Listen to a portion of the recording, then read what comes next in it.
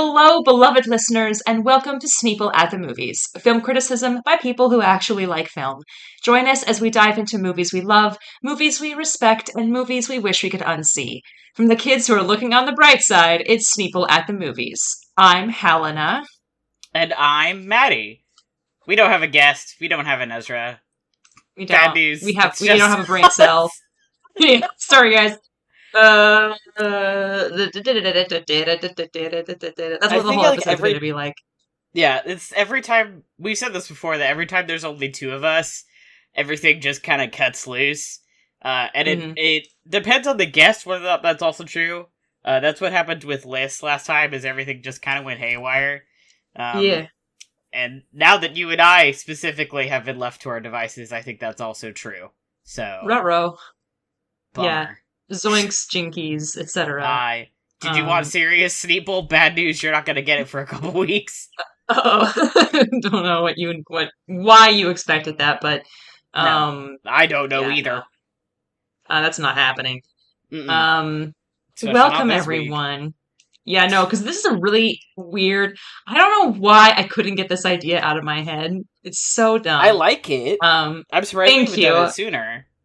I'm glad I shared it because I feel like it can be a recurring thing when we don't have a topic. I think it's because I went to that wedding recently. Yeah. And we all got brunch the next day somehow. A lot of people from the wedding party. And I was sitting across managed to survive. Yeah, we managed to survive the dancing for 6 hours. Sure. And I looked at my friend Jenna, who was sitting across from me, the bride, and she was like, what were everybody's roses and thorns to the bridal party who had to, organize the thing, were their hitches and what they had to... What were everyone's roses of thorns of a wedding? I mean, for the people who, had to put it together, not the people who were there. Did anything go wrong? Was there any organizational hitches that they pulled off? Just kind of putting that all together to get feedback on that. Sure. It's that kind of thing. And I was like, God, I haven't thought about roses and thorns in a long time. And I had a really interesting couple of weeks just now at work, which is why I wasn't on the podcast last time, is because there was a little COVID outbreak at my place of business. Mm-hmm. And I was one of the only people left standing. And I kept thinking to myself, when everybody gets back, I want to play a little game of roses and thorns. And I want to talk about all the things that I hate about what just happened. And all the things that were great. Very many thorns. Sleeping Beauty, veritable Sleeping Beauty castle surrounded in all the thorns that I have. And all the thorns. And yet behind it all, a big old briar rose, which is my wonderful, wonderful staff. But I think it's more fun if we apply this to something completely unserious, which is, of course, the stuff that we've seen recently. I mean, this is, we can take this in any direction that we want, and be as critical or as uncritical as we want, and as broad as we want. Yeah, we're going to play in the space, theater of the mind, kind of, totally. And going to throw that ball around and see where it lands. But that's going to be the whole episode, I think. Yeah, so we're not really doing a What We Sneep, because the whole episode is like a What We Sneep, but it's... I guess most of the What We Sneep episodes is talk about what we like, what we didn't like, but this has more structure and also is a funnier concept, so... Yeah. Roses and Thorns. Yeah. I've only seen really a couple things, so do you want to do... Because you have just so much more to get through? Or do you want me to go, because I only have the two things? I'm open either way. Okay. Yeah, and you've also been watching something else, too, as well, so that you could talk about. A TV show you could talk about, too, if you want. Yeah, a TV show that we would love to talk about, sure. So I saw two things in theaters, outside of my usually just watching a lot of YouTube, playing video games. It hasn't been that long since I recorded my last episode, so I just haven't had as much time of watching stuff. My beloved older brother was like, hey, we haven't hung out in a while. Do you want to go see Deadpool versus Wolverine? And I was like, I do want to see my brother very badly, because it's been a minute, he's got kids, it's hard to get some time with him. I don't super want to see Deadpool versus Wolverine. But I do like Hugh Jackman. Sure, I'll go see it. So we went to go see that in a theater. And the other thing I did is the Hollywood in Portland Saw recently had its 20th anniversary, if you can fucking believe it. The first Saw movie. Jesus Christ. No. And so they showed Saw in a theater. And those are the two movies I've seen. Yay! Which is kind of an interesting concept. Also, I watched a little bit of Psych recently. We were talking about it in the Sneeple chat, and I was like, God, I love Psych. I watch a little bit of Psych. Which is always good. I also, last Sunday, got drunk for like 7.5 hours playing a Dragon Age Inquisition drinking game, because I got so sick of playing Dragon Age Inquisition that I was like, I need to be gone. I need to be gone for this one. And I spent almost all of that time doing side quests. Because that's how many side quests there are. So that's kind of what I've been doing with my life. Yeah. So I was like, I think Roses and Thorns would be funny because those are the two movies I've seen. So let's start with Deadpool versus Wolverine, a movie I've said I don't really want to see. Roses, I'll start with I feel like the way that we used to do it in school was Rose, Thorn, Rose. Yeah? Or if it was just kind of random, but I feel like I always did Rose, Thorn, Rose. So I'll start there and meander. Rose, I actually had a really fun time. I went to that movie expecting that I had been told previously by a friend that their friend had watched it twice and had felt nothing. However, that friend is not really a comics book person, and I am. I have not seen either of the other two Deadpool movies, and I've not really super wanted to. And I still don't want to. I told my brother that as we were leaving, as I was like, I still don't feel a need to watch the other two. And he was like, that's fair. But this one was very fun. They didn't go too hard on the, like, Deadpool is so random core thing. Hugh Jackman is still clearly having the time of his life playing Wolverine. There was a lot of stupid fight scenes. Gambit was there. Channing Tatum as Gambit was very funny. I just had a really fun time. Do I think it's comic book movie of the year? No. I will never think that. That place was taken by Winter Soldier years ago. But actually, hold on. I'm gonna have to think about that one later. I just kind of think that's very funny that you say comic book movie of the year already came out 10 years ago. Well, comic book movie of the year is kind of a general concept. You know how, like, movie of the summer has been Pacific Rim every summer since 2013, which, once again, I guess is nebulous. But, you know, so that's how I feel. Comic book movie of all time, I guess. That is not Deadpool versus Wolverine. Is it more fun than I've had in an MCU movie in a really long time?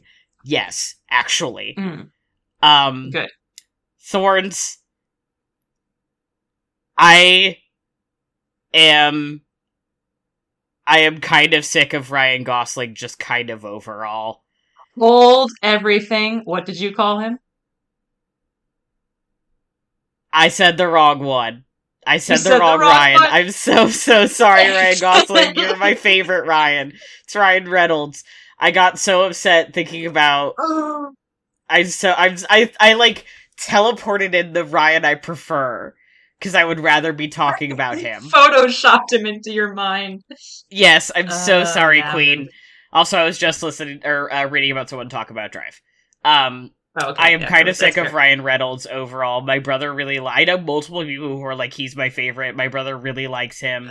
Godspeed. He's not really my favorite. And so every time I am watching him in something, I'm just thinking, I don't super enjoy your vibe. Now the rose on which that is kind of his whole thing. Yeah, he is good at Deadpool.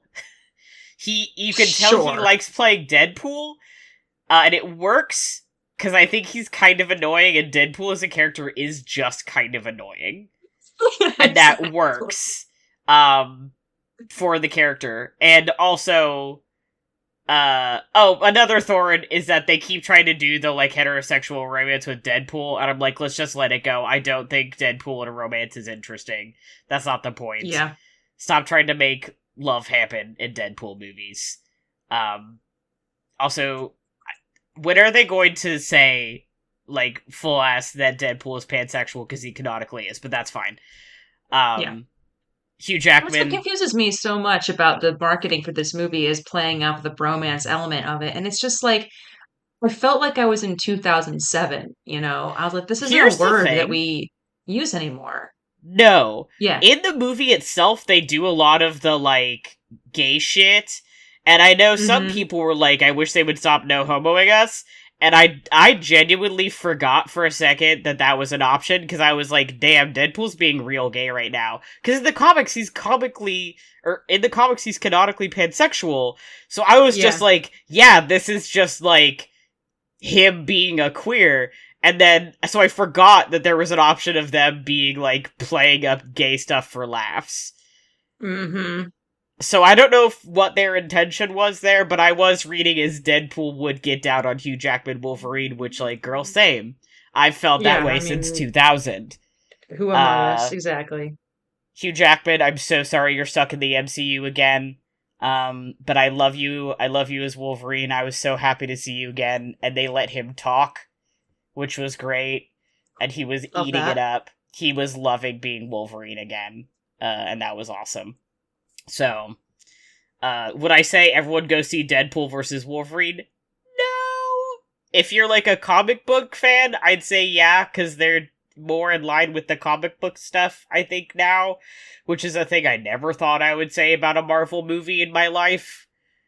Yeah. Um, but I had fun. I don't know if I need to go see it again in the theater. My last thorn is that my brother wouldn't get the pack that had the Deadpool and Wolverine bestie necklaces with me, which I was sad Ugh, about. I was like, "Are you sure you it's don't really want to get the best disappointing. friend necklaces with me?" And he was like, "No, we don't need to do that." I think because he thought I was joking, but I wasn't. Oh, But whatever, that's fine. I'll whatever. live, I Guess. guess. I don't know. Maybe. Yeah. Well, don't worry. I mean, if I don't, know anything about comics really, but if they do a re-release at some point when I'm back in Portland, I will go and I'll get if they're still selling the bestie They're thing selling them with. at Hot Topic, thankfully. Okay, So well, then we could just get it irrespective of going to see the movie and pretend, and it'll here's be the thing: really is I would cool. want the Wolverine necklace, and I'm not going to inflict the Deadpool necklace on you. Thank you. I respect that. I would not do that. We should get two Wolverine necklaces that don't fit. Yeah. There we go. That's yeah, that works. We're multiverse Wolverines, and Exactly. I'll I just mean, be a that's what Wolverine they from a do in different. the movie. Is it's all the different Wolverines, Yeah. including at one point Henry Cavill, which I thought was extremely funny and Oh, kind of that's scary to shocking. look at. I don't Uh, know if I like the sound of that. yeah, I don't know. I would not have watched a full movie of it, but as a like 30-second bit was kind of funny. Good. Okay. Um, do you want to do a movie now? Go back and forth, or should I go right into Sure. Saw? Yeah. Why don't I do a movie? I'll just Okay. go chronologically. Guess the first thing that I watched since I was last on was Austin Land, which you were talking about in a recent episode, actually, Yeah, it was coincidentally. a few episodes ago. Yeah. And it's one I've been meaning to see for a while. And my friend Eve actually was hosting a little screening in her apartment. She Oh, set up a projector and everything. We went over and I hung out and we watched Austin Land. I had a really good time. Roses and Thorns, for Austin Land in particular. yeah. Rose, JJ Field is so, so cute. So cute. He's so cute. I've been obsessed with him ever since I went through a phase in college and watched this little movie called Third Star that Hmm. him and Tom Burke and Benedict Cumberbatch are all in. Um, it was a really depressing movie that is fine, nothing special, but I was like, who is this man? And then also this book series that I really like, the Sally Lockhart Mysteries by Philip Pullman. Ah, They did an yes. adaptation of those, yeah, in the late 2000s, early 2000s, I want to say, with ironically him, Billy Piper, and Matt Smith are all in those. They only did a couple of them. They didn't do the full thing. And they're like also kind of middling adaptations, but Sure. he plays her love interest and he's very, very cute in that. He is dressed as the ideal man in this, which means he wears cravats and Yeah. vests with the sleeves rolled up. And at the end, he's like, not no spoilers or anything, but like, I'm a sexy history professor. And you're like, Yeah. well, goddamn. Well, Okay. Well, Jesus Christ. I'm sorry. Did you say that the perfect man didn't exist? Uh-oh. Look out. There Bad he news. is. JJ Field. Um, as a fake Mr. Darcy, as a history professor. Yeah. The Roses, the cast is really, really just giving it everything. Carrie Russell, Oh, Jennifer totally. Coolidge, George. I can't remember her name, but oh my god, she was in an episode. I think her name is Georgia King. Yes, um, Georgia King as the other like young person who's there, who's like an American pretending to be British. Yeah. Everybody's is doing really good work. It's very funny. Brett McKenzie is there. He's very hot. Also, um, I think it is really fun if you are a Jane Austen fan. Agreed. Um, Thorn would be, I guess, that it sometimes felt a little thin. Yeah. Like just plot wise, like the stakes kind of felt like kind of low, and I was like, I don't know if her motivation is quite like I mean that was kind of the craziness of her characters that she was so obsessed with Jane Austen that she would blow all of this money to do this stupid, ridiculous immersive experience. But I was like, this kind of feels like not very like something that the motivation is not realistic to me. And the stakes in between what's happening don't feel real high. Um, but going back to a Rose, I think that like the shenanigans that happen in between are really great. Yeah. And there's a fun little airport fight at the end, which is always good. Yes. Um, Yeah. I mean, anything that is, a Pride and Prejudice adaptation in my book is already top Always tier. good. Yeah, Yeah. it feels like it's one of those things where it's like it is a romantic comedy. It's like a 2010s romantic comedy. Yeah. Um and that is it's not like a fantastic film, but it's a 2010s romantic comedy, and sometimes that's what you just have to like accept that you're seeing. And if that's exactly what you want, which is what I wanted when I was watching it, it's great. Yeah. But if you're looking for like a good film, you got to look Hmm. elsewhere. Yeah. Uh, it's not even it's not even necessarily what I would say is like my favorite rom-com, but No.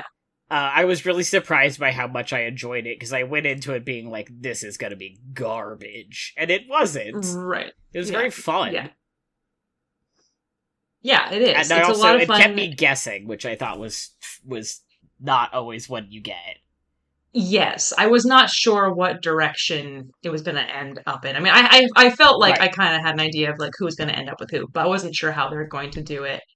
Um, And I know the Rose, which is like totally unrelated to like the actual plot of the movie, is that there's a scene where they put on this piece of bad theater. Yes. And one, I thought that was a really funny reference to, they do a really good job of working in all the different pieces of different Jane Austen stories. And there's a very funny thing, I think it's really funny, bit in Mansfield Park where the kind of brassy, sexy character is like, we should all put on a play and I'm going to direct it. And Fanny, who's the main character, who's kind of shy and kind of a little bit like, oh, I don't know, is like, I think it's sinful to act. Who says something kind of like they don't want to put on a play because of, I can't remember, but it's like some stupid reason. And her cousin, who ends up being her love interest, is like, I agree with Fanny. And I'm like, you guys are boring. But that was when I was in high school reading this, and I was like, acting isn't sinful. Um, and Is now that that how I've you said it? actually, that's how I said it, acting isn't sinful. And now that I'm older, I'm like, acting is sinful, and I'm still doing it for a career. Um, that's how And I that's why approach I it. like it. And that's why I like it, because I like sin. Yeah. Here on Staple at the Movies, we like sin. Sin. But this is going to be even more unrelated. They have JJ Field in randomly in like a centurion, Roman centurion outfit. in this bit in the play, yeah. And it made me think of this Right, because they're episode doing this of, bit on, like, Greek mythos, I yeah, think. it's something like that. And I didn't understand it, but it made me think of this episode of Miss Fisher's Murder Mysteries, Oh my where they are god. at a costume party and they go as Antony and Cleopatra. And so Uh-huh. Jack Robinson is in that same kind of an outfit. And I was Sure. thinking, wow, those are two really beautiful men who have been asked by beautiful women to get into these stupid outfits, and they Uh-huh. look so good while they're doing that. And then I was thinking about Miss Fisher's Murder Mysteries and how great they were together. So that's a rose. I liked anything that reminds me of Miss Fisher's Murder Mysteries was Mm-hmm. great. Mm-hmm. Yep. Agreed. hmm Yeah. I was thinking of Miss Fisher's earlier when I was trying to think of a different potential Sneeple episode, but I was thinking of detectives and their weird little Mm, consultants. hmm Um, but I don't think that, I think that falls more in line with she's solving her own weird little mysteries and the detective is, like, there. Yeah. But And she just kind of wants to anyway, fuck but I him, was like, but and we should they're talk like, about it "Oh, anyway. wow, we should talk about it anyway because it is the craziest. It is the like, I can't think of any heterosexual couple in recent history where I've been that insane about, where I've been like, every Yeah. single episode, I'm like, I don't care what is happening. I need them to be in a scene together so that they can work out their shit. And then they never do, and that's the whole point. And then they made a movie out of it where they do that, and that released during the pandemic, and it was really sad, like the first year of COVID. Um, Yeah. so we weren't able to go see it. Tragique. It's out there though. I remember, because I was gonna go see it. Wow, Mm-hmm. flashback. Because I was gonna go see it with the black and white Mad Max the day before. Yeah. Mm-hmm. Tragedies of 2020. Two 40 year olds Fuck making out 2020. is, yeah. Yeah. Okay. Well, do you want to talk Roses and Thorns about Saw? Do you want to talk about Saw? Let's talk about Saw. Okay. Let's talk about Saw. I did almost say when I realized it was just going to be the two of us, I was like, do you want to just have a Saw episode? Saw But episode. a Saw episode. It's been long enough since I've seen most of them that I was like, I don't know if I could do a full Saw episode anymore. Yeah, and I And want I to be still haven't seen prepped the for a most Saw recent episode. one. I want to No. be like in the Renaissance, and I want to watch a little bit The- more Saw. yeah. Someday. Yeah, someday. So here's my first Thorn, and it's a Thorn I've said many times. It doesn't actually have anything to do with Saw, but I saw it at the at the Mm. Hollywood. And there is something about Saw fans in a fandom sense, and also people who go see horror movies specifically at the Hollywood. hmm And also in other places, like people who go see reruns of horror movies, there's something about them. But I will say specifically the Hollywood, but that's probably because it's like the biggest movie theater in Portland where they do reruns and stuff like that. People Yeah. can't stop laughing at points that aren't funny. Where they, Mhm. like, just can't buy into the bit. And when you're watching Saw, that is really distracting. Not to the point where I was like, I regret going, because I don't. Yeah. But I think it's something where people are like, I can't... I know I've complained about this before, and I will complain about it again, and if you're sick of it, I'm sorry, just skip forward, like, 2 minutes. It's like they have to deal with, like, the horror thriller parts of Saw and, like, the gore shit by making it funny. And I'm like, there are parts of Saw that are funny. This is a fact. Yeah. There are parts where you're like, they had $2 to make this movie. The part where Lawrence is saying goodnight to his daughter for the last time before he gets saw trapped is not a part you should be laughing at, in my opinion. It doesn't make any sense. It's because he's doing, like, this little piggy went to market, trying to comfort his young daughter who thought there was someone in the closet. Spoiler alert, because there's somebody in the closet that they didn't realize was there. Like, and people are laughing at him doing that. I'm like, have you ever interacted with a child before? Mm-hmm. Why is this funny to you guys? Can you not? It was very annoying. Yeah. It was saved by the fact that behind us in the theater, when Adam puts up the photo of Lawrence, we realize he's been, like, photographing him before they got saw trapped together. There was someone behind us who gasped out loud and was like, Yeah. and it was like, you are buying into the bit enough for everybody else in this theater. And I'm so glad. Yeah. Thank God. Rose to that. So that's a Thorn. Yeah, you are bringing a rose to the table here. Everyone else is bringing a thorn. And also, I think I realized I don't like Saw fandom people online, because either they're, like, woobifying Saw, a phrase I never thought I would say in my life, or they're, like, a little too into it in a way that is weird. Roses. I love the first Saw movie. I think it's a good movie. It's fun. There are parts of it that are goofy. They reuse clips multiple times, a thing that I hadn't realized on my first watch through, but on the second watch through, I'm like, we have seen this particular clip more than once, because they couldn't afford to re-record new footage every single time. So that's kind of annoying, but they didn't do it a ton, so I was like, I'll let it slide.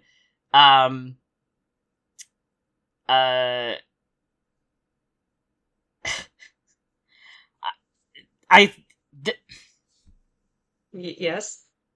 I am just sorry. I have a Saw bumper sticker on my desk, which I forgot about until right this moment because it's covered in other stuff. And it says, "Keep honking. I'm mentally trapped with Adam and Lawrence in the bathroom from Saw 2004," which feels really appropriate for this moment because I am trapped in the bathroom with them, kind of like emotionally right now. Yeah. It's hard for me to do Roses and Thorns for Saw outside of kind of the basic, like, this movie, like, didn't have a great budget, and so some of it is, like, not super well made. Sure. Because so much of, like, what would... I can't recommend Saw to people because it's a movie that, first of all, a lot of people are just like, I refuse to watch Saw. I made a joke to my dad about it, and then was like, I just saw it in the theater. And he was like, oh god, no, never. And I'm like, Dad, the first Saw movie is really more of a thriller. Like, there's a couple points where you're like, oh god, but it's not really that worse than, like, the average, like, serial killer show. Or like, mystery movie or whatever. And he was like, no, I refuse to watch it. Obviously, the later movies are not like that. That's when they start having the budget for gore. There's an interview between James Wan and... Oh, God, it's Lee Wano? Yeah. Where they're like, we didn't have any gore in the Foos movie because we couldn't afford it. So it's just more about the tension. But, once again, for a lot of people, that's just not something they're into, and that's fine. So Saw really is for a movie that I try and say, like, this may not be for you, but I think there are more people who should give it a shot than people who will. And that is frustrating to me. So it's hard to play a legit Roses and Thorns, because I'm like... There are already so many Thorns for people who don't know anything about it and will never see it. Yeah. You want to add to the bonfire. Exactly. Yeah. I think that there's a lot of, like, pretty decent acting. I think that Cary Elwes is fighting tooth and nail against his accent and genuinely does a pretty good job. I think that there's a lot of moments that are, like, horrifying, not in a gross way, but in a, like, tension way. The part at the end where Adam is, like, hitting the guy with the toilet tank top is like, oh my god, this is, like, a man who is snapped. And it's, like, horrifying in a human condition way. I really like Saw. It was worth seeing in the theater, in my opinion. It was worth showing it to someone who's never seen it before. I went to go see it with Leia. And I was really kind of worried going into it that she would come out of it and be like, I hate Saw. And she was like, no, that was actually that was worth seeing. I'm like, really glad I saw it. I'm not going to see the others. And I was like, don't worry, you don't have to. I did that so nobody else would have to see them in our friend group. And I'm I gonna watched say the first one and the 10th one. right, which I still Just haven't for seen fun. yet. So between the two of us, we've seen all the Saw movies. Mm-hmm. Mm-hmm. Um,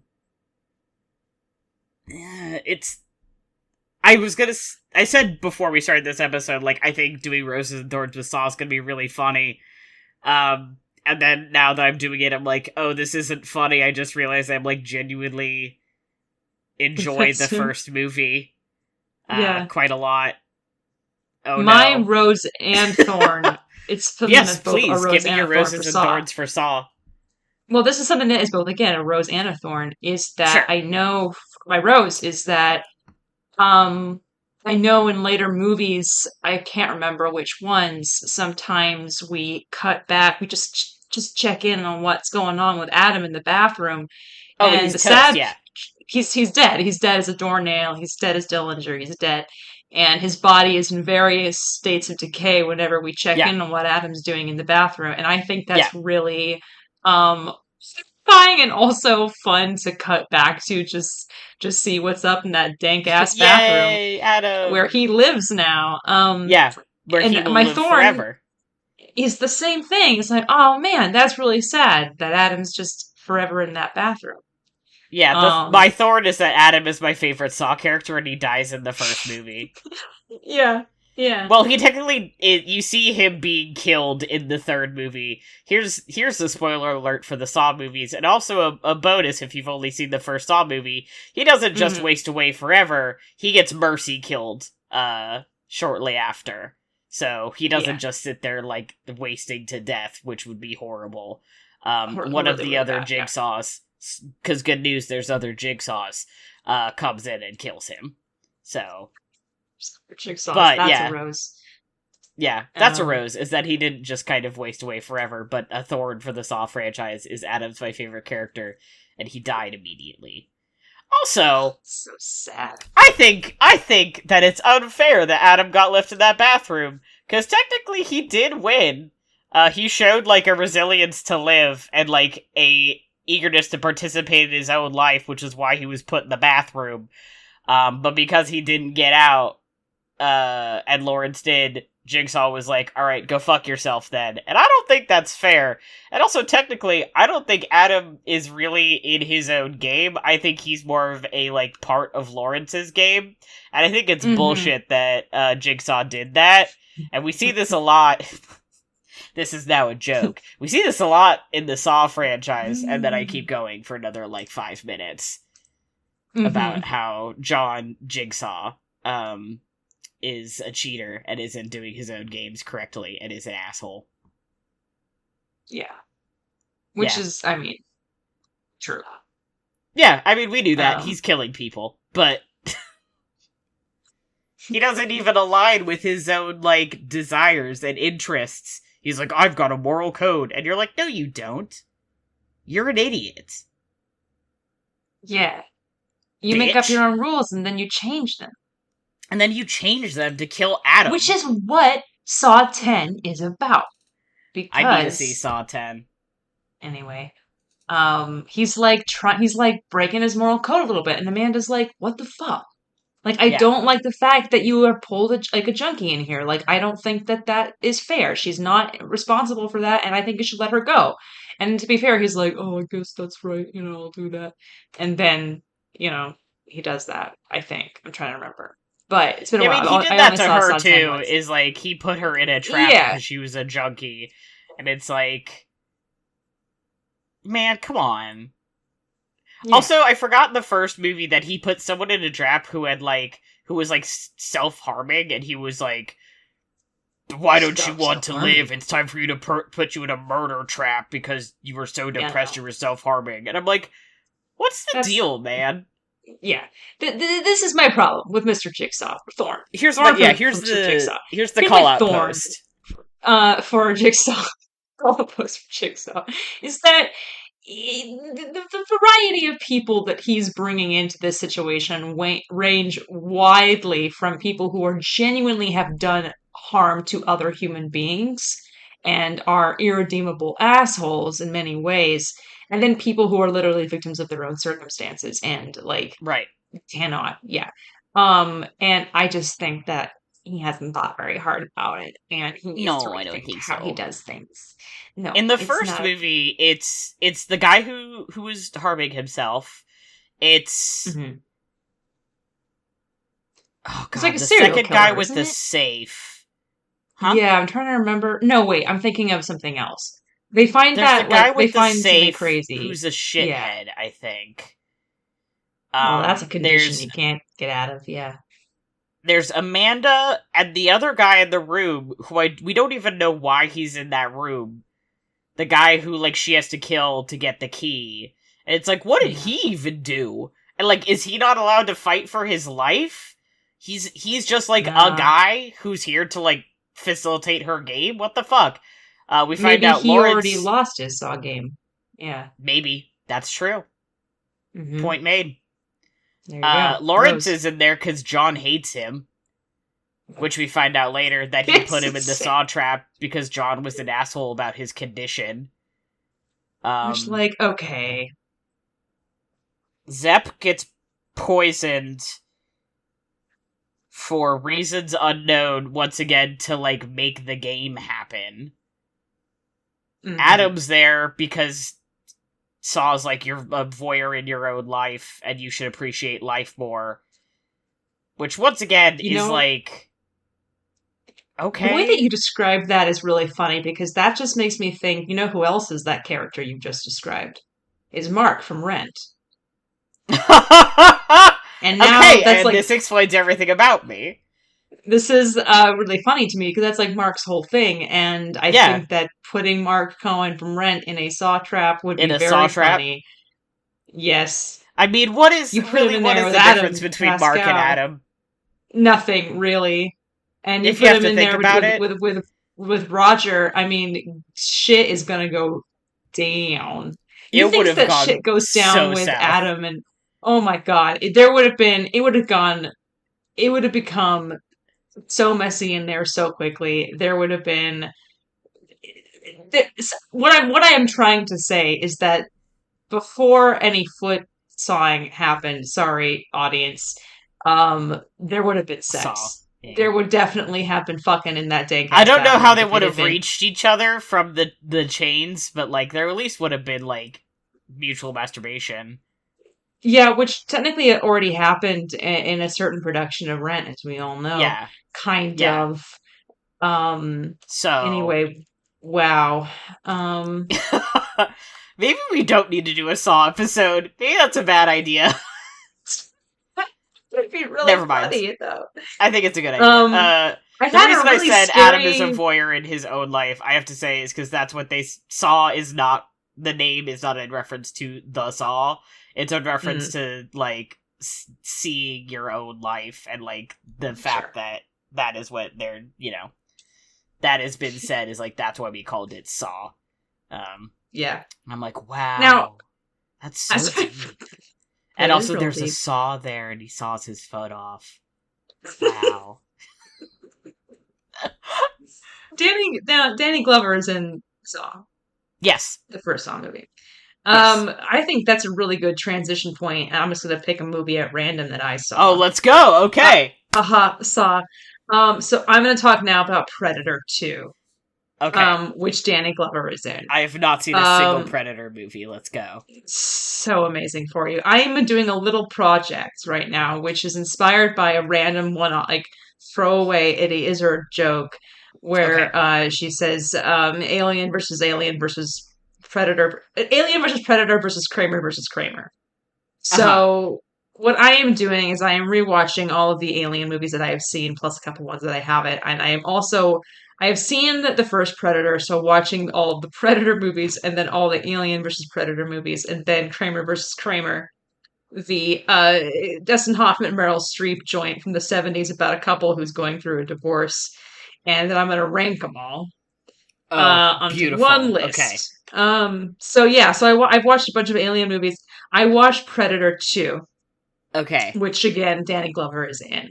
Um, Yes. my rose then of course is that he is good in it. And my Yes. main rose is that Bill Paxton is here.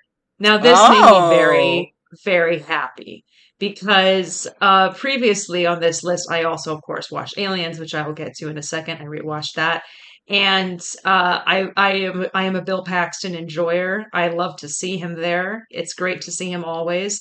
His Mm-hmm. character is totally unlikable in this Oh. movie, Predator 2, but in kind of a like funny, goofy way where he's kind Sure. of brash, kind of, a little bit full of himself, but also he's got that Bill Paxton everyman energy where you just can't help yourself and you kind of Yeah. like him.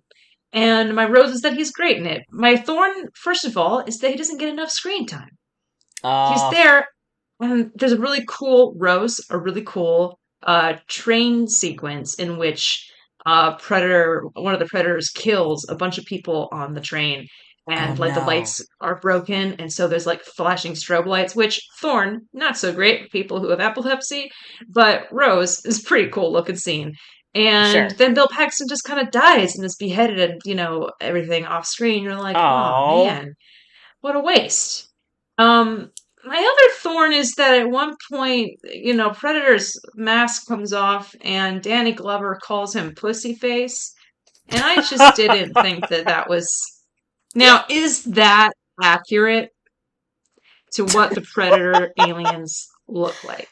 Okay, Uh-huh. sure. Sure. Okay. Um, I mean, they got a crazy. Have you seen what the Predator alien's face looks No. like? I'm looking it up right now. Yeah, take a look. Sorry, I Take a really look was and not see what you expecting think. that. Yeah, it's kind of a lot. Um, and so part of the problem is like they're hanging off a building when he calls him this. And that happened to be the exact part that my roommate walked into the kitchen as I was watching this movie. And I was kind of just like, sorry? What did you just call him? Like, I realize I have in fact seen the Predator without a mask, and it's not yeah. like inaccurate, but it's No, also it's not the not. first thing I would have thought of. Yeah, I'm kind of like, I would this have is been about to like, get a "Who's this little. bug ass motherfucker?" Yeah, it looks like a bug to me. If that was your first thought, if that was the first thing that you thought of when you You're saw getting this some face, weird pussy. I was gonna say, like, I'm sorry to get a little not safe for work on here, but I'll like, what kind of pussies have you been looking at recently, Danny Glover character? Because that I is, mean, we're marked as explicit. It's fine. it's okay, but like, seriously now, please talk to me a little bit. And then even when he had his mouth closed, I'm like, I don't see what are you No, talking about? no. But so he calls him that at one point, and I was just like, what? What? And What?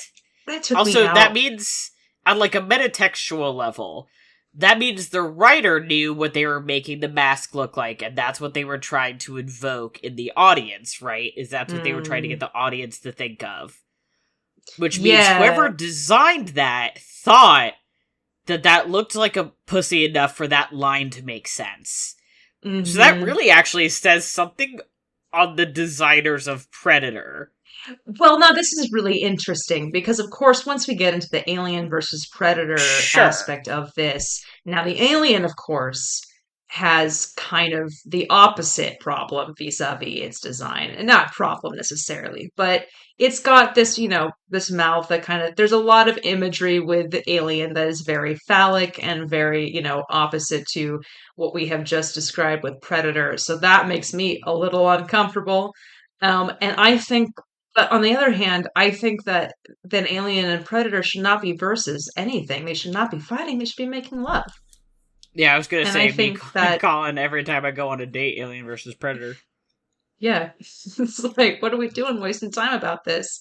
Yeah. Um, Why Rose, pit back to two Rose queens again. against each other, really?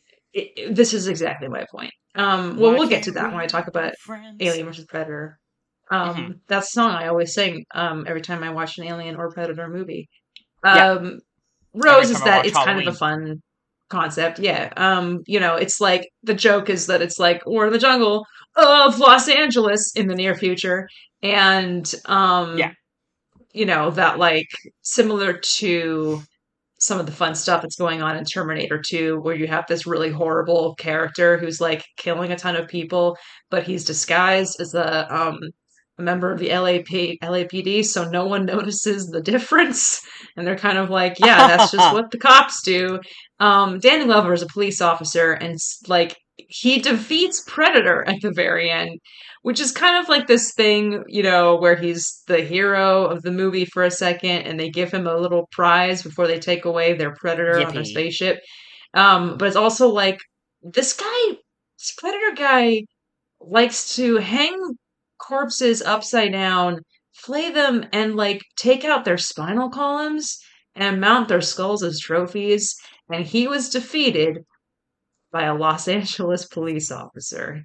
Not the Oh, best look. oh, not the best look for the LAPD, but um, so that's kind of about. I don't know how intentional that was, but seeing that, I think the first Predator movie was very politically astute in that regard.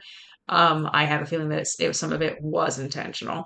Mm. So that's kind of a fun thing about the Predator movies is they have that nice little, added layer of subtext to it. Fun. Yeah, that's Predator 2, Uh, 1990. I know we were wanting to talk about Aliens at some point. I will say I have not seen Aliens. I Okay, will request if we can avoid spoilers as much as possible, that'd be nice. I don't care about the other absolutely. Alien movies. You should Aliens, watch them anyway. yeah, Alien. I watch the other Aliens. I just don't care about spoilers for them. Aliens, Sure. I do. Well, it'll be tough to avoid talking about what Okay, happens in the other ones in great detail without, spoiling that. So I'll try and make that as like spoiler free as possible. I can just do that okay, right I now appreciate if that. we want. Let's just talk Whatever about you all the want to Alien do, movies. we're Let's in just your do zone that. right now. So I watched Alien. I rewatched Alien. My rose is Love it. that it's a great fucking movie. It's Yeah, so good. It is moody and terrifying and like so gorgeous to look at and really wet, awful, slimy production design. oh, you know it. Um, it's just so nasty and so gross. But also just like the dread of that movie is just palpable from the very beginning. I feel it every time. Um, the cast is amazing. Everyone is great. Um, Sigourney Weaver is beautiful and amazing. And that's my general rose across all of these movies is that no matter what she is up against, Sigourney Weaver as Ripley is just bringing so much into that role. I actually saw a tweet the other day that kind of captured my feelings about this perfectly, where it's like I don't think we actually talk enough about how good Sigourney Weaver as Ripley is. Like, because she has this True. reputation for being like this badass hero character, and that's true. Like, she is badass. But she brings so much emotion and complexity and like this really heartbreaking emotional life to that character that like you really, really feel for her in Yeah, a way that it beyond the kind of the final girl stuff. It's like she is so brave. There is yeah, some stuff happening in that where I'm just like, my God, she's so brave and so capable. And she's especially in the first Alien movie, it's like she is doing she is kind of the person who's like trying to say we can't do this, we have to do it like this, and everybody is like, oh, Ripley, shut up, Ripley, no one wants to follow your stupid rules, Ripley. Guess what would have happened if they had listened to Ripley? hmm, Hmm. Might hmm. have survived the movie, just saying. Oh well. Oh well, guess we'll never know. Yeah, um in Aliens, obviously that's the only one I've seen, but Ripley in yeah. Alien is very specifically not the kind of like badass like from the start, like I'm gonna beat ass, fuck you, fuck your Hmm. shit. There is something about her that is the like, oh my god, what the fuck is happening right now? That is terrified, and Yeah. reasonably so. This is some crazy ass shit. She's there Hmm. in the room when an alien bursts out of somebody's chest, and you are never going to be prepared for something like that. Yeah. And that is what makes her so compelling and so cool, is that she is scared and makes it through anyway, which there's something to say about final girls there, is like the kind of final girl that is compelling is the one that is terrified and survives anyway. Mm-hmm. And Exactly. I think she's such a key example of that. Yeah.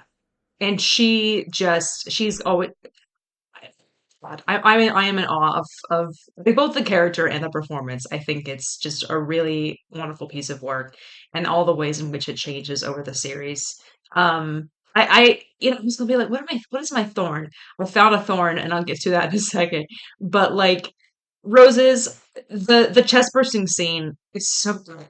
It's so good. There's just the talk of it is just so genuine still, and I watch it, and you're just as horrified with them because it is just played so straight and so sudden.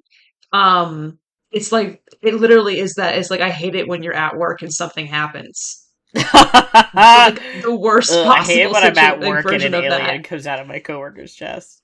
Like, oh Did my you god, listen to last week's episode? No judgment, just I a have not question. yet. No, I have not We yet. talked about Alien a little bit, because Liz Hmm. likes that movie, likes those movies, Good all of movie. them, quite a lot. Yeah. And shared the dad fact of, like, did you know that they didn't tell the actors exactly what was going to happen Yeah. during that scene? And I just can't not think about that, because it's like, God, imagine showing up to work at the movie one day and being like, all right, I'm going to film something today, and it's going to be fucked up, I don't know exactly, like, what it is, I just know it's going to be, like, oh God, like, you know, have a Hmm. general idea Hmm. of, like, something weird's going to happen at work today, and that's what happens? Jesus, fuck. I can't believe Yeah. they didn't all And it's quit. you see that and on their face, and you're like, "Oh, that's real." They're like, "What the actual fuck? Did they kill John?" Um, yeah. Also, I shout out mean, to him my for not telling everybody, because, you know, he knows. They've set yeah, him up. iconic, of course. He's just sitting there, a little coy smile on his face in the corner, Oh, like, yeah. you know what's up. Another rose is that the alien looks fucking awesome. I love that xenomorph. Love love that. That's my one of my general roses going forward with the Alien franchise is that like the more movies that you watch, the more you're kind of like ostensibly I know that the xenomorph is like the monster of these movies. Absolutely 100%. It kind of feels like my friend at this point, as much because they're in this journey I with mean, me it's as like much as Bruce. Ripley is. Yeah, it's kind of like they're with me. And then there's the corporation on the side of Wayland Yutani, and you're like, those are kind of Right. the real bad guys, Yeah. kind of consistently throughout the movies. So the xenomorph is just kind of like doing his thing, you know? Yeah, Um, it's a wild animal set loose on an mhm. enclosed zoo. It's the bad guy, like the T-Rex is the bad guy in Jurassic Park. Like, Yeah, yeah. Like, what's he gonna it's do? the thing they're fighting and hiding from, but the bad guy is the scientists that went too far, and also what's his face who fucked up and got eaten by the Velociraptors. Yeah. Yes, we night. Yes, thank you. Um, I was like, I ah, ah, know the ah. actor's name Yeah, and the character's name, and I'm blanking, but whatever. It's the yeah. same That's with what the Xenomorph, happens. is the end of the story. Yeah. Um, my rose, another rose, is that Harry Dean Stanton. I'm tired of pretending otherwise. He's a sexy guy.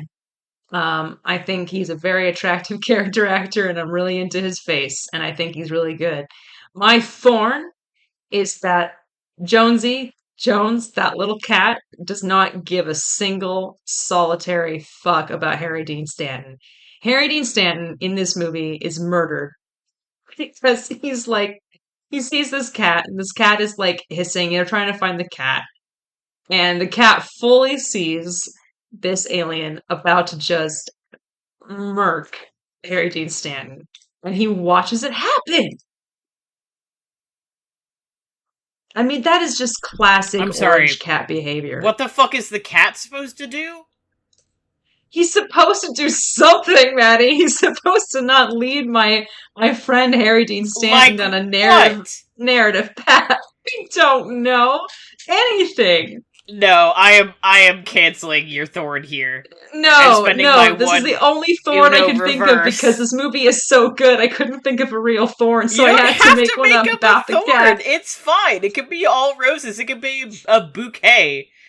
It's a bouquet. Okay, I'm changing it to a rose. The cat is really cute. Okay. I love the cat. I do I love the genuinely love cat. the I love cat. that the cat survives. The cat's good. The cat's good. I just wish that Harry Dean Stanton didn't also have to die, but obviously this Yeah, cannot be. okay. Thorn is that he shouldn't have died. Yeah, Overall. that's my form. Yeah. So really quick, I'll just do the Alien movies, the rest of them without seeing if I can do without spoilers. Aliens, Rose, again, Bill Paxton is here. I love that. He's so funny in it. Um, it's really interesting to see all the different genre tone shifts in this movie from the last one. Obviously, it's not for everybody, but I have a really good time with it. I still don't prefer it to Alien, and I like Alien more. Um, but I am a James Cameron fan, so I do like to see what he does. Um, Ripley's amazing in it. What can I say? Thorn, Thorn, Thorn, Thorn, Thorn. Uh, the kid's annoying. I'm sorry. I don't like the kid. There's a kid in it, and I think she's annoying. Everyone's supposed to tell me that I like the kid. I don't like the kid. I mean, I don't dislike the kid, and I'm not rooting for bad things to happen to her, obviously. But I'm just like, I don't care. Where's Bill Paxton? It's kind of where I'm coming from. Also, my other rose is that Lance Henriksen as Bishop is really great. I love that character. And I love his performance. Alien 3, Rose, Charles Dance is hot, in this movie. A lot of really great supporting performances from a lot of weird guys that you don't see a lot in these kinds of movies. My thorn is that that movie is all sorts of fucked up, not in terms of the tone, but they tried to do things to it, and so you never quite know which version you should be watching because David Fincher was like, "No, I want to make my movie," and they're like, "You can't make that movie; it's gonna upset people," and he was like, "No." And then so you have the director's cut somewhere, and then the theatrical cut, and I'm never really sure which one I'm watching when I'm watching it on a streaming service. Um, so my thorn is that it has kind of a bad rap, but I actually think it's pretty good. Um, and I think it's funny that David Fincher did that. That's my rose. Um, Alien Resurrection. My rose is that Winona Ryder is in this movie, and she's adorable. And Brad Dourif is also in this movie. He's not adorable, but it's fun to see What the him. That's hell? my friend. Yeah. Warwick from CSI is in this movie. How am getting That's a fun. hand on the alien ball? You gotta start. We just gotta watch those together after we watch. We'll do an Angels in America, Aliens in America. Double Watch it. Just aliens in watch it with America, us. double feature. Aliens in America. My thorn is that Joss Whedon wrote the script for this movie. Mm. So there's some stuff going on in it with the script that you're like, what the fuck? And then you remember that he wrote it, and you're kind of like, Oh. okay. And what's really funny about this, and I don't know if you know this, it's kind of a spoiler, but not one that's going to affect Okay. the rest of the other movies. Let's hear it. There are characters in this movie that there's a ship that has these smugglers on it, right? And they're a crew of people, and there's kind of the captain, and then there's a funny pilot, and then there's this kind of tough guy, and then there's this cute little girl who's an engineer. Oh, And if you've Firefly seen Firefly crossover. and you're like, what the fuck? And this came out I want to say 4 years before, 5 years before the Firefly pilot. Oh, So this was alien spinoff. yeah, what you are seeing right now is Joss Whedon I feel like putting these little characters that he's kind of bubbling, putting on the front burner there and playing around with them in his little playhouse and kind of testing them out. And there's some stuff where it's like definitely This not was a his test one-to-one group. thing. This was his test grouping. Yeah, he's putting them in a bad situation to see how they do. It's like playing a little D&D with my Firefly characters. And what's funny is that there's some characters where you're like, that doesn't feel like the Michael Winnicott character who is the captain. And you're like, that's not Mal really at all. Like in like a couple of ways, but they're just like, that's not really there. And like Wash and Zoe characters are all kind of, or and Anara characters are kind of all over the place. But what's really funny to me is that the Ron Perlman character, who is the Jane character, and Winona Ryder, who plays the Kaylee character, are basically just come out of the womb fully formed. They're just like there and they're ready. They're ready to go. All right. And you're just watching it, and then you're like, God, what if Ron Perlman played Jane? I know. Now That I'm would have like, damn, been imagine. so good. Shit. Um, and then you're just lamenting this kind of loss that you're then feeling, and so it's a real interesting experience. Also, there's some gay shit that happens in this movie. That's Yay! my rose. Um, Yippee! yippee! I love that. Um, yeah, it's fun. Oh, also AVP, Alien versus Predator. Okay. Okay. Ugh. All right, what to say about this movie? Uh, Um, my rose. do you Hmm. have one?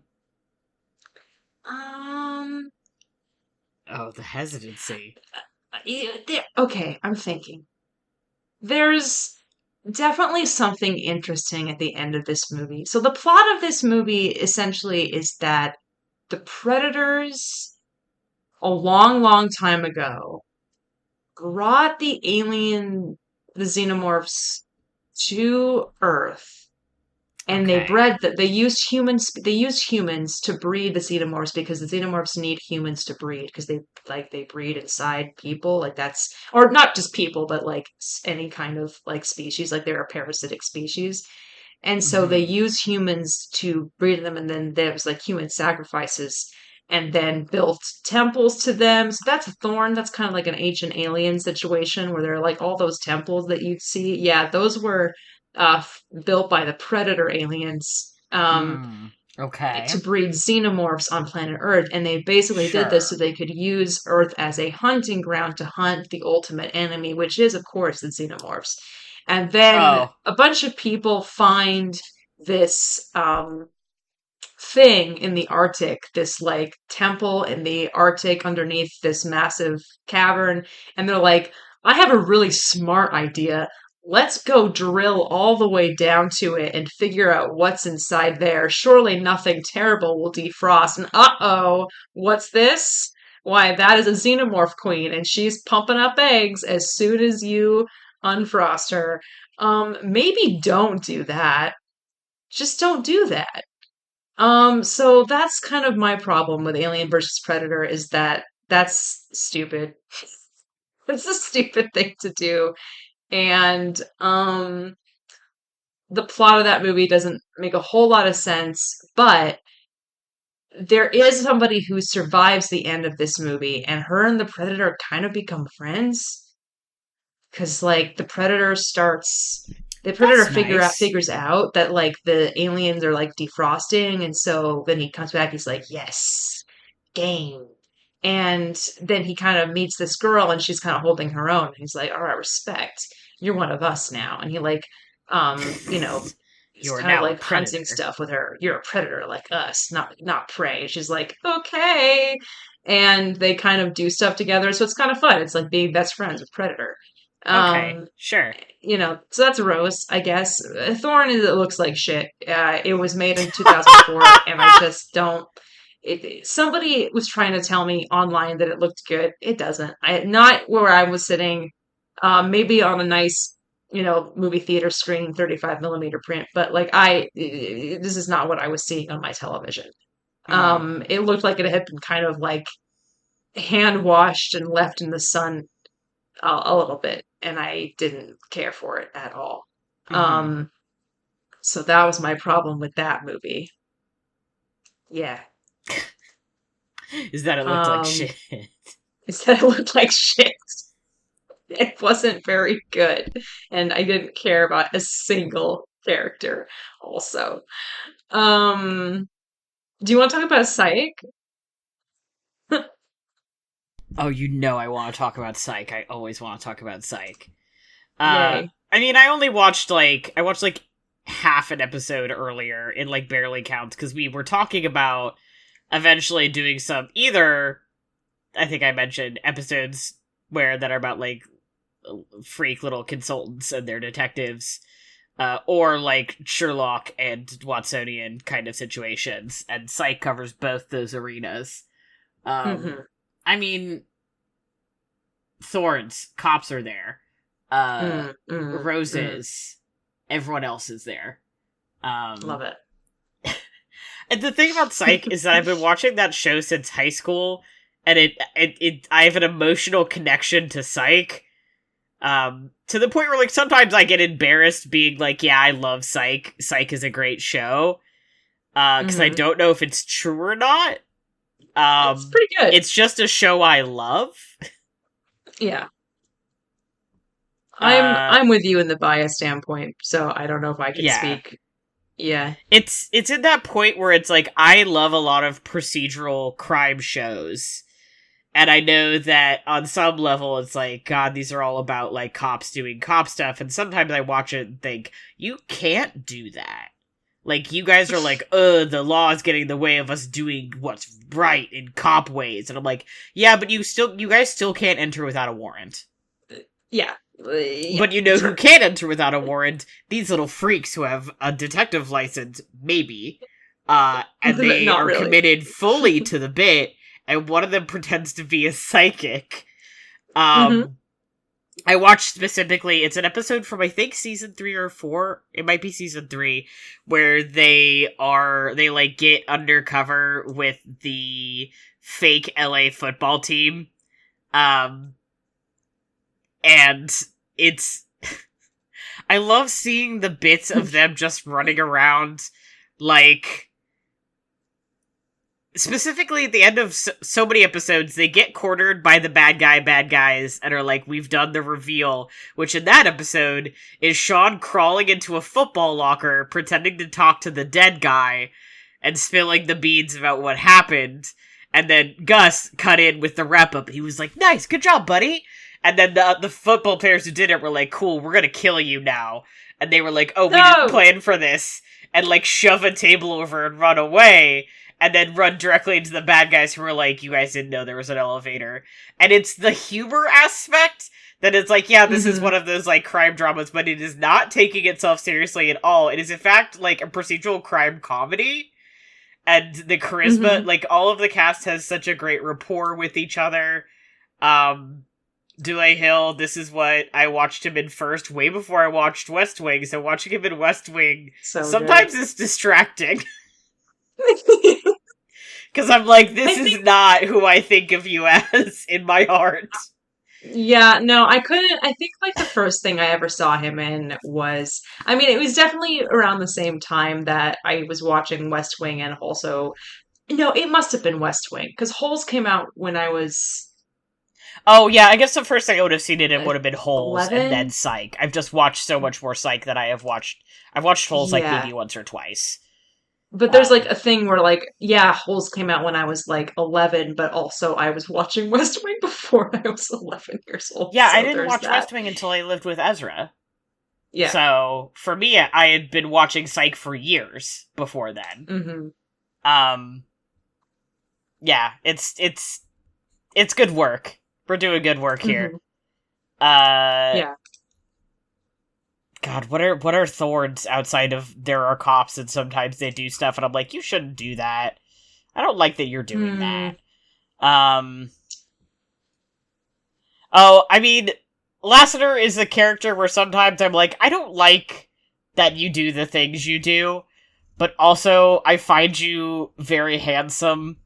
Um, and your parody of this kind of guy who exists is still funny. Yeah. Uh, My rose is that. Timothy Elmanson is a really underrated, funny performer, and I So like agree. seeing him do things. And unfortunately, the dynamic that he has with Sean is very dear to me. That kind of dynamic, that's Yeah. the kind of stuff that I unfortunately kind of live for a little bit. Yes. No, And I'm with I you. I need it like water in the desert, sort of is the Yeah. situation.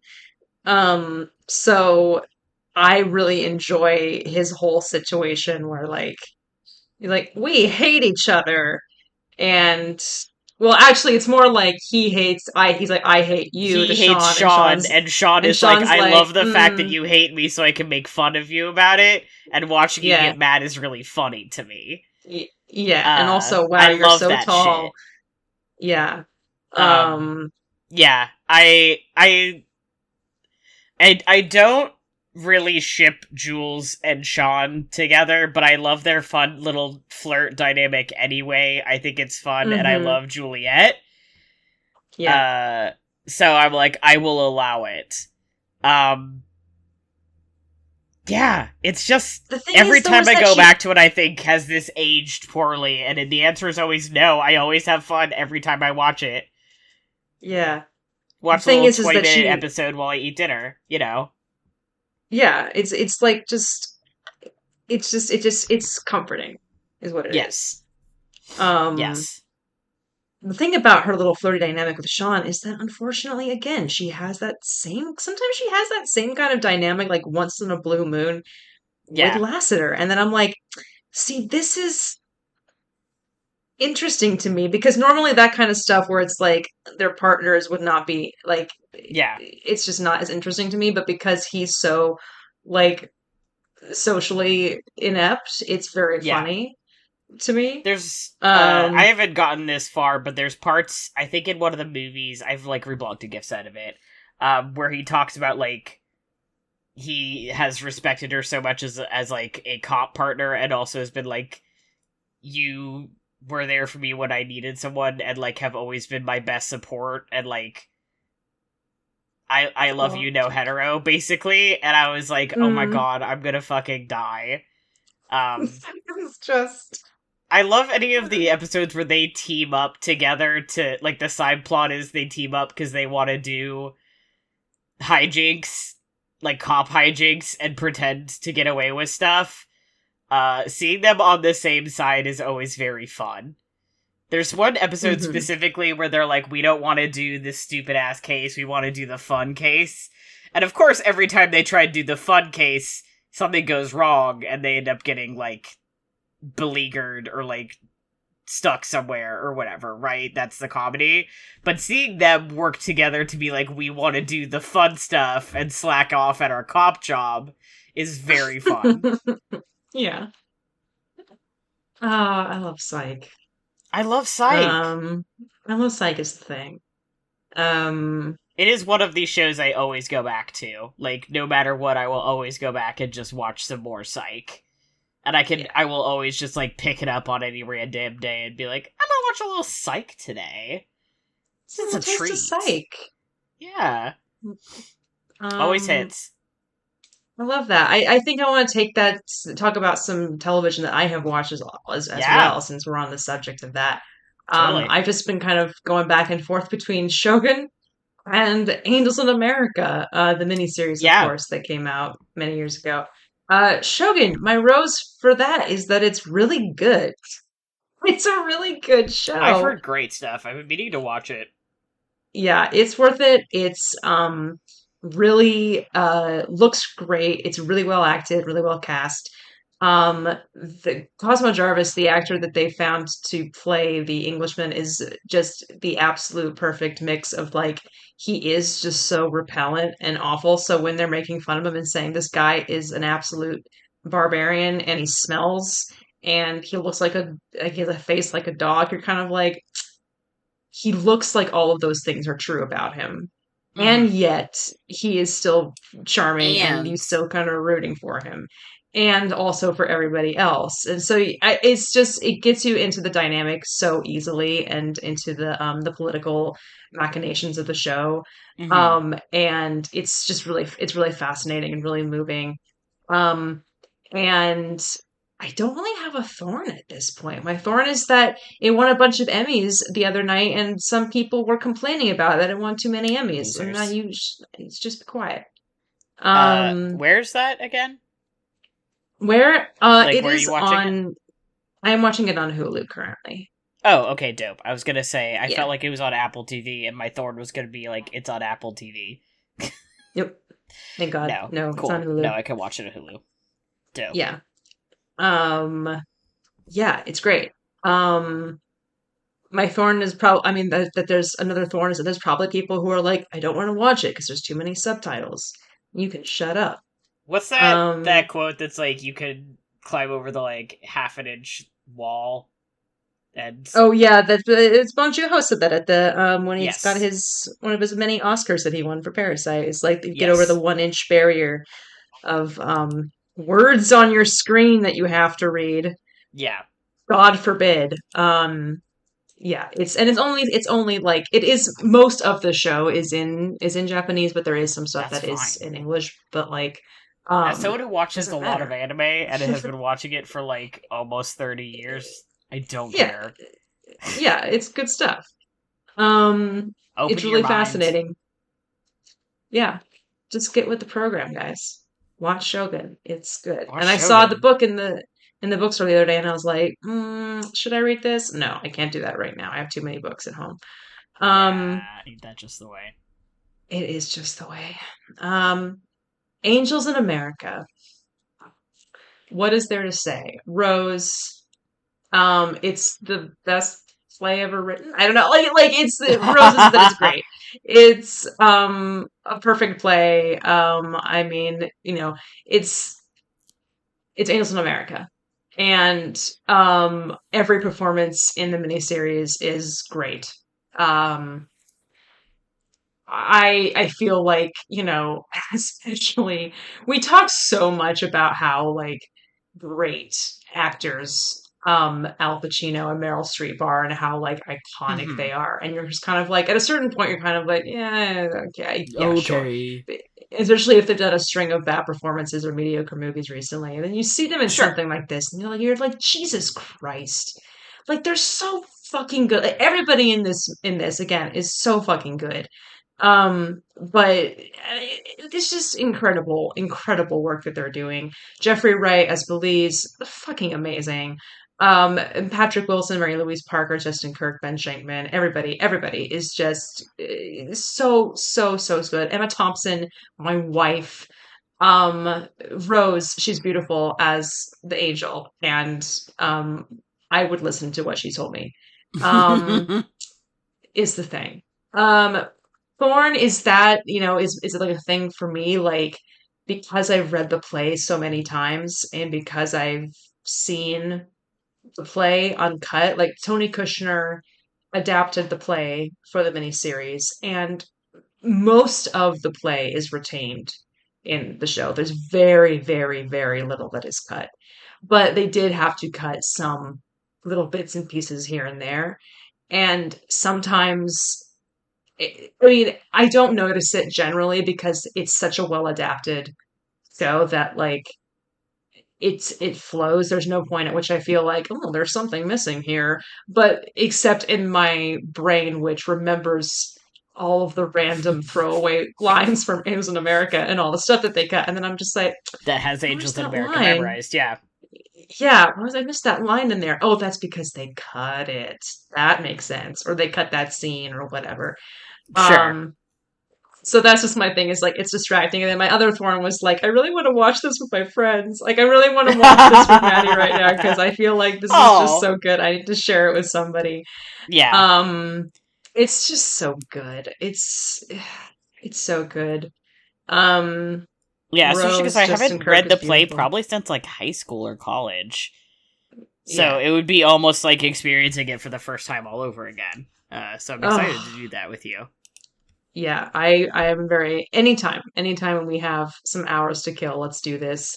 Um my rose is that Patrick Wilson um as Joe is like, girl, wow. Um, this is why I'm defensive. This is the only reason why I have like I'm defensive of his performance of Raoul in Phantom of the Opera is because I owe him for Angels in Right. America. Of course. So I have to be like, well, it's okay. This Because is your job. yeah, this the year before that he was playing Joe in Angels, so it's fine. He spent all of Um, his energy playing Joe. yeah, he was putting all of that stuff into making out with Ben Shankman and, just being Joe in general. So like I feel like we can relax about it a little Yeah, bit, so it's like it makes sense. It's understandable. Yeah, like he gave all he had to give. And what was Yeah. left for He Phantom? spent all his Not acting much. energy. Yeah, it's like in D&D, like you only get so much, and then he didn't take a short rest or a long rest in between them, and then he was Yeah. like, "Man, I'm out of He it." spent his level 4 acting spells. Yeah, he did. God, I wish it worked like that. It would make things so much easier for me. And Uh, worse, I think, actually, because you'd only have and so also many. worse. Yeah, and then I wouldn't get very far because I'd be at a lower level than most people. Um, Rose, Justin Kirk, um, is very handsome, and I've had a crush on him since I saw him in Weeds, which he also did with Mary Louise Parker. And every time he turns up in something, I'm like, "Yay, it's him!"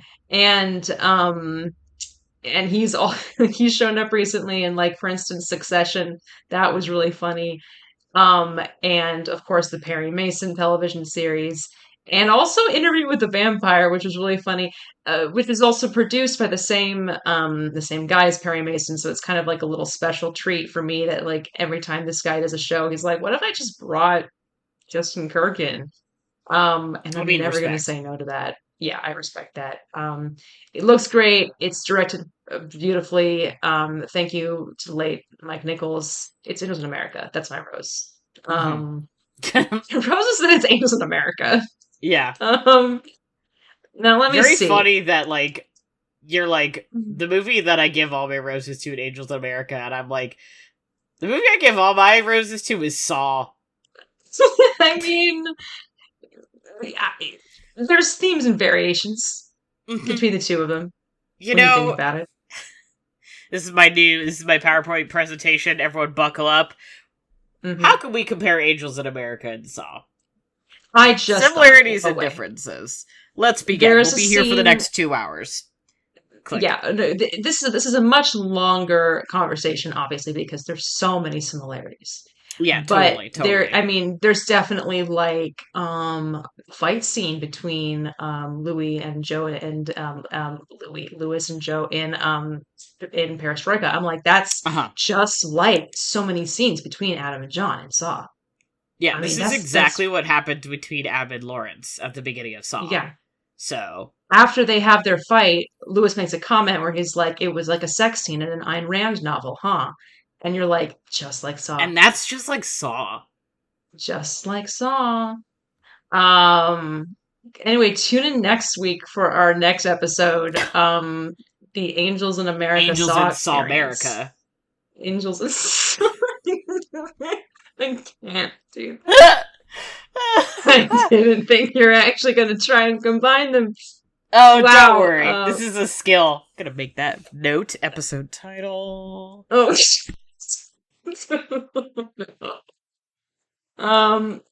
It's been doing a really fun thing where I just go through this entire list and find rows for each one, and then come swing back right around and do a thorn, and then rows. Sure, let's do it. Let's just do that because I have to go to bed. Yeah. Um, okay, Rose for A Quiet Place Day 1. I mean, it always comes back down to the performances for me generally. Um, I mean, it's Lupita Nyong'o. She's incredible. Mm-hmm. One of the actresses of her generation. She's great in this. As is Joseph Quinn. All the performances are very good. Four Weddings and a Funeral. Rose. I love this movie. It is me. I am it. I am in this movie and I am all over this movie. And Hugh Grant is how I want to look Mm-hmm. this point in his life. 1993 Hugh Grant. That is me. Um, Rose for the movie Torso, directed by Dario Argento.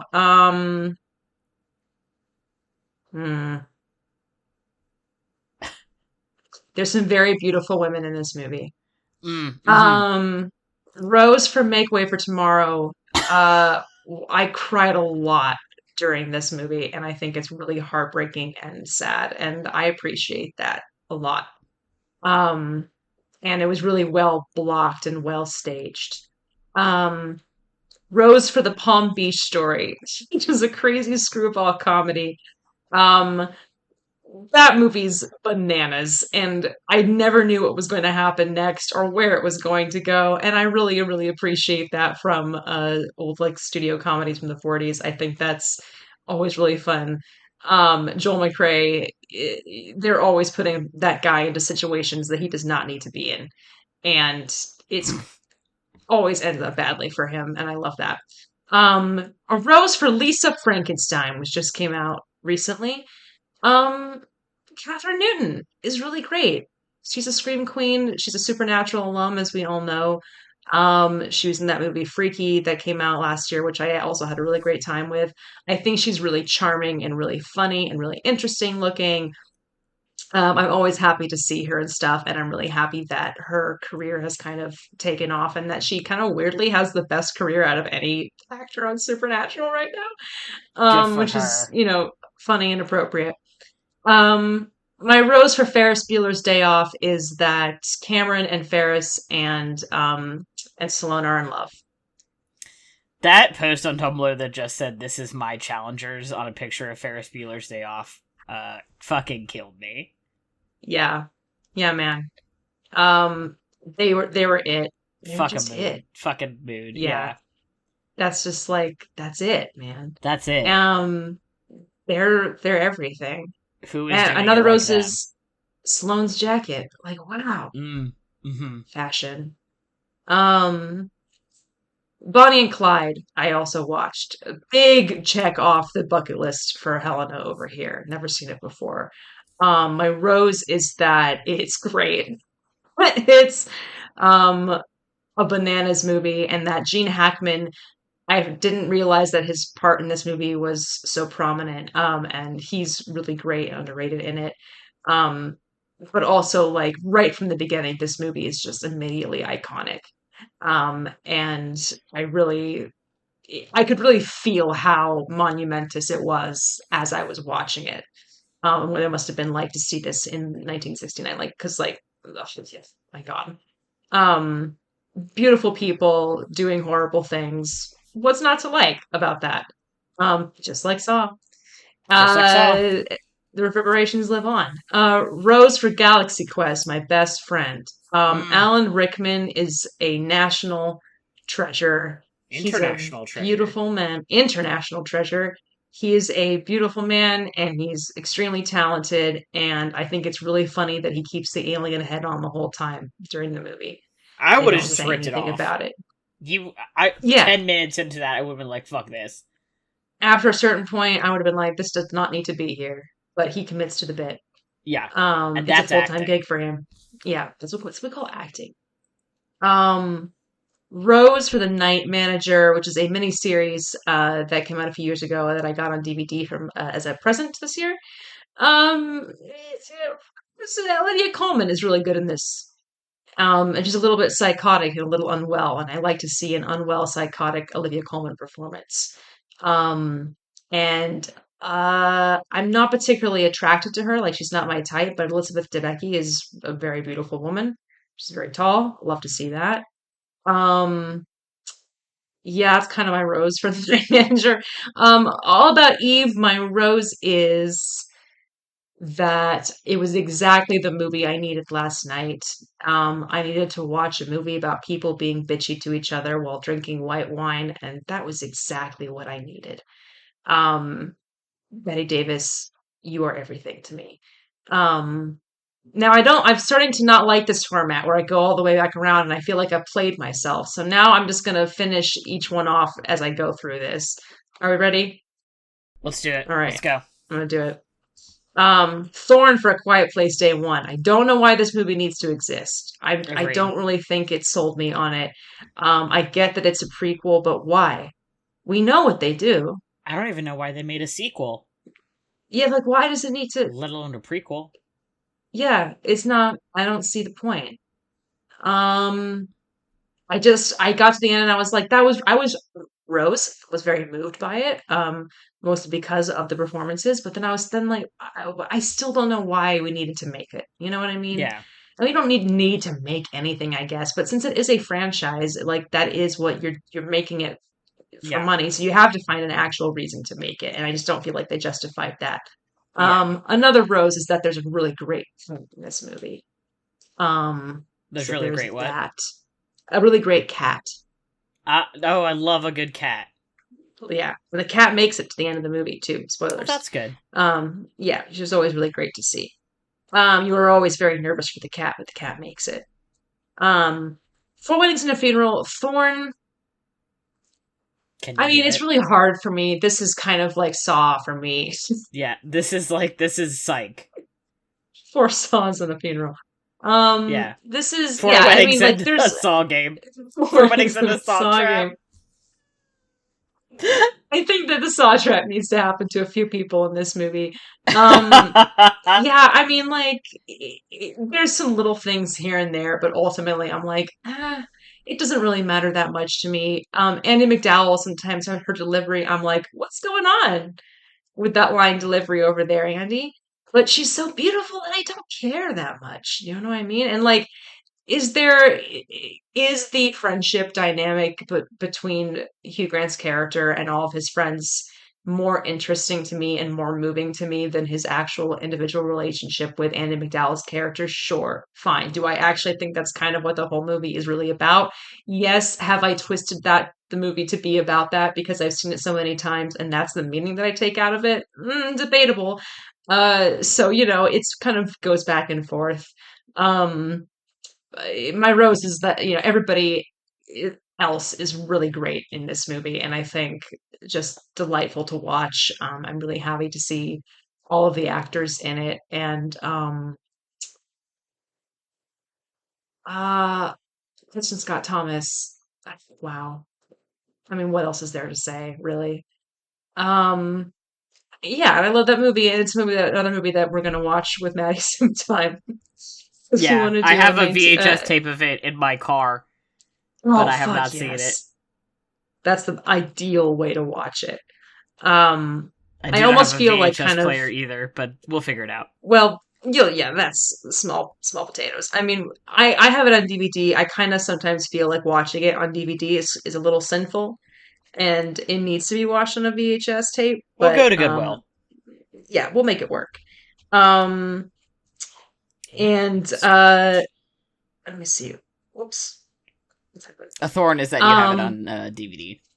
as far as I have it on DVD and not properly.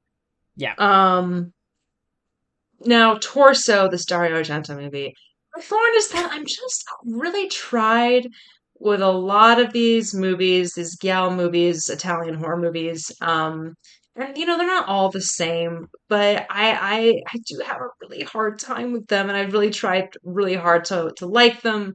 I've watched a few of them, and I haven't always um you know it hasn't always worked for me. I do find some of them, although this one less so, to be, I mean, not actually. I find a lot of them to be extremely misogynistic, and I don't Oh. always think that they're smart enough to make up for it. In the end, I did enjoy this one more than others I have enjoyed in the past, Rose.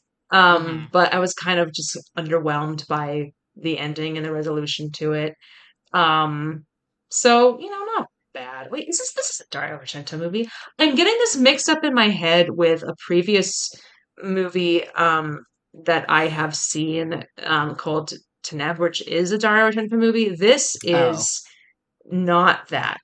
Oh. It is a Sergio Martino movie. I'm so sorry. I've been saying that over and over again. Anyway, it is still a Yellow movie. Um, and everything else that I've said about it is still applies. Still true. It's Okay. still like it's beautiful women. I still think that it's a little misogynistic and I less so than the others, not quite as bad, but like still annoying. Um, Make Way for Tomorrow. I don't really have a thorn for Make Way for Tomorrow? Um, yeah, I don't really have a thorn for it. It's a really All great right. movie, and I think my thorn is that it's underrated and not as many people know about it, and they should. Um, and my rose is that it's the the acting, like the Beulah Bondi in particular, but I think both of the actors playing the older couple are really doing a really good job of convincingly playing someone who's much, much older than them in a way that didn't feel like heavy-handed in any way for that time period. And it was really convincing, knowing that they were much younger at the time. Um, and it made me really sad for the way that our society treats older people. But it's a really Yay. good movie. Yay. The Palm Beach Story, Thorn, there's some stuff in here vis-a-vis 1940s depictions of African American characters that is not Oh, good. cool. It just here and there, and enough for me to be like, did that need to be there? No.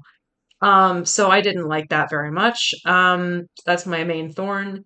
Um, my other rose is that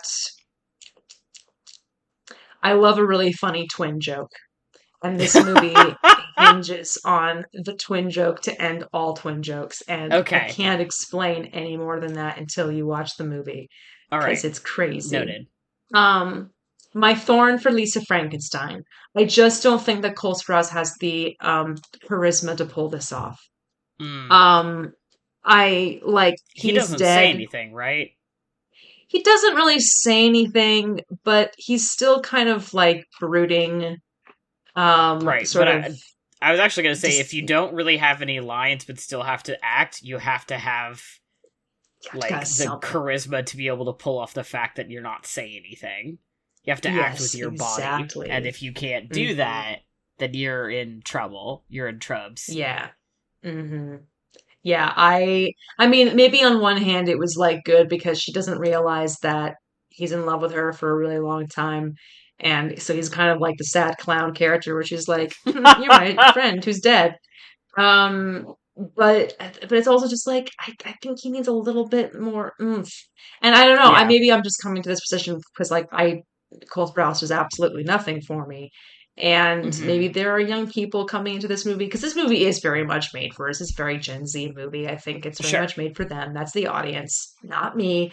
But like yeah, so I don't know what their attachment to him is.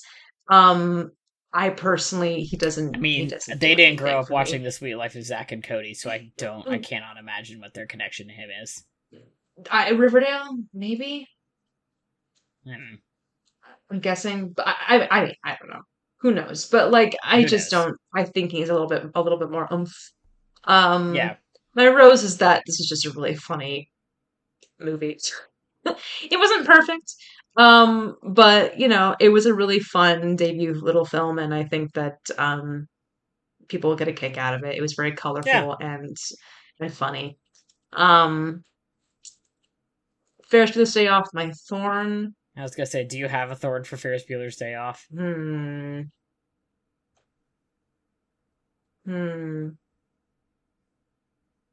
You have 10 seconds on the clock. Hurry up. Jesus Christ. My thorn is that I don't end up with Jeannie in the end. That's my thorn. Mm, I would treat her right, and I don't end up with her.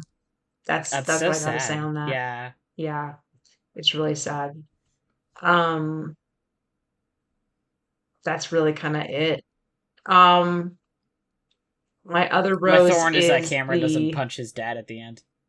yeah. So my letterbox review for this, which I know you saw, Yeah.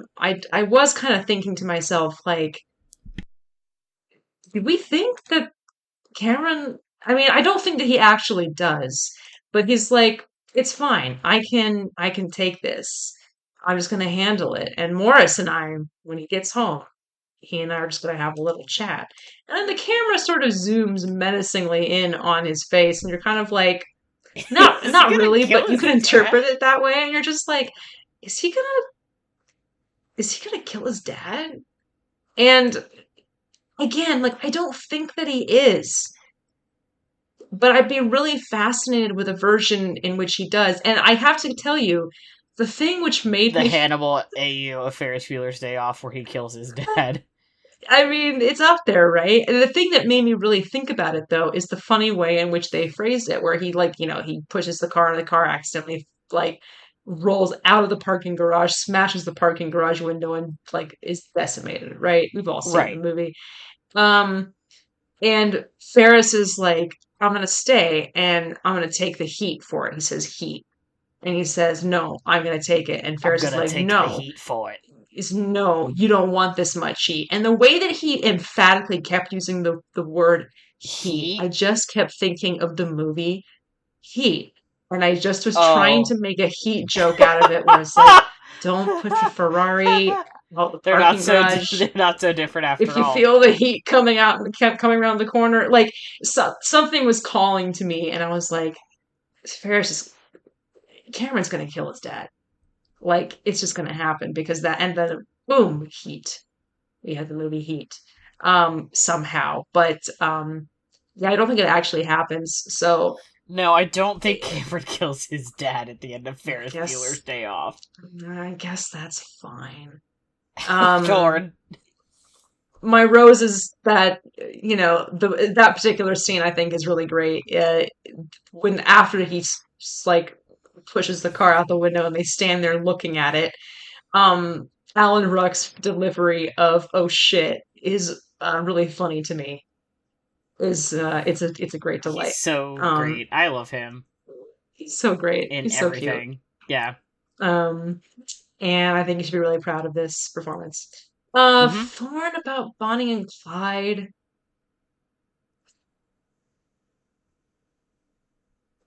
Again, like not I'm gonna give really. you another 10 seconds. I don't think I got one. I don't think I got a Thorn. Um, kind of an iconic movie. Not a lot to complain about here. Um, yeah, I don't think I have one. My other rose is that. Oh shit, I had it. My rose is that it's really funny to me how they portray um Clyde as a kind of like sex, like has a problem with sex and he's not able to get it up basically, or he doesn't know how to make love Sure. to her, and it's like this really ongoing thing between the two of them that's kind of funny where she's like, I want to sleep with you, and he's like, I'm not really good at that, and she's like, "Well, but you're so hot," and it's really a really funny thing with the whole persona of Warren Beatty, which I think is really funny kind of more after the fact, where it's like this is a character, that's the kind of character he would play, and I think it's a really funny um play on his kind of persona that would develop later in his career. um that's another rose. Another rose is Gene Wilder. Gene Wilder's in this movie for a little bit. It's great. Oh. He's great. He's so good in it. My thorn for Galaxy Quest. Those little blue guys on the planet when they go to get the beryllium sphere. Their little butts are showing, and it just doesn't feel right. It just frightens me a little bit. That's true. We don't like I that. don't, We do hate don't it. like it. It's not a good thing to see. Um, my other rose is that I think this movie is really good. Oh, my rose is that Sigourney looks amazing. Mm. She looks so hot. Mm-hmm. And she's so funny in this. Um, everybody is really, really funny in this. This is like a really top tier example of an ensemble comedy where everybody gets to pull their weight a little bit. But Yeah. she, of course, is just, please, so great. Um, And let's see, Night Manager. My thorn is that this is just kind of fine, and that's a real crime for something with to be just fine, especially when you're going to go on for 6 episodes about it. Um, It's like I very just think that funny that's ugh, that you yeah. got like a DVD of this, and I could tell by your rose that you didn't like it. And I was like, it's very funny that you were gifted this thing that you think is fine. Yeah, I'm not going to be hanging on to it. Unfortunately, I'm going to have to find some way to pawn it off. Which is, yeah. I mean, Tom Hiddleston is in it, so I think that the impression was, aha. Um, Helena loves Tom Hiddleston. And the sad fact of the matter is that I don't really that much love him. That's Like not the he's person I would have picked for you. No. yeah, yeah. Now, if this had been done with J.J. Fields, Now, for that's a different instance, story. okay, Or now we're Sigourney talking. Weaver. Or Sigourney Weaver in this role, also making love to Elizabeth Debicki. It's as a Yeah. sexy spy thriller. Now you're like, okay, Yeah, now this is getting okay. interesting. Now we're talking. Yeah, now I can work with this. Tom Hollander's in this, and he's really Okay. good. Rose, as is Hugh Laurie. And he's kind of Oh, I ooh mean, always a dangerous, fan. ooh danger sexy. But he's a really bad guy. And then I was thinking about House, and I was like, I want to be watching House right now, which is a rose and Hmm. a thorn because I really enjoy House, but also I don't want to. I can't If I'm start a House watching empty your show rewatch. and I start thinking about how I'd rather be watching House, that's bad. Especially because House It's is not very good. long.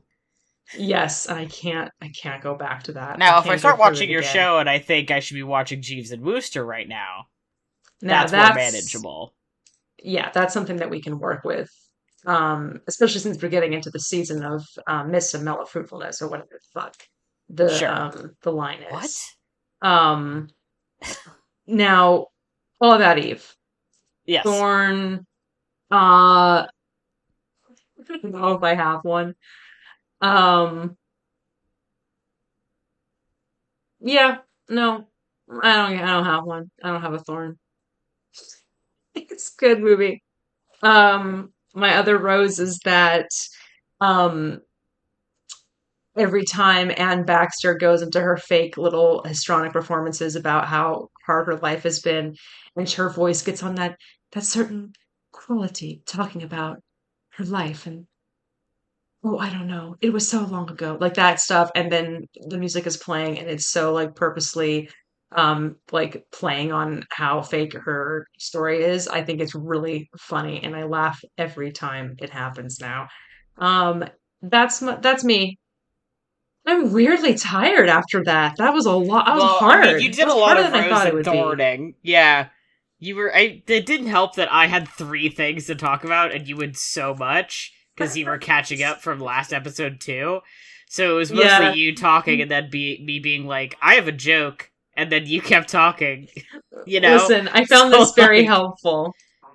I was Um, like your emotional support commentator. That's kind of all I had to do today, which is fine. But I no, I understand love why you're this. tired now because you had a lot of Yeah, thinking to do.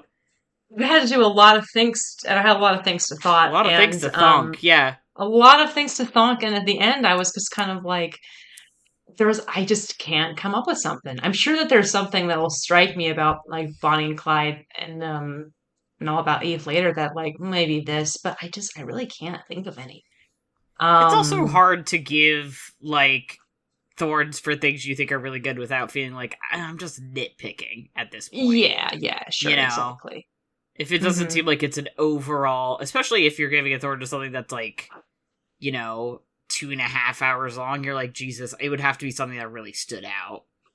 Yeah, I mean, I guess if I were to say my thorn for All About Eve is that I was drinking some white wine while I was watching it, and I was kind of doing a little cheeky thing where I was drinking whenever they drink in this movie.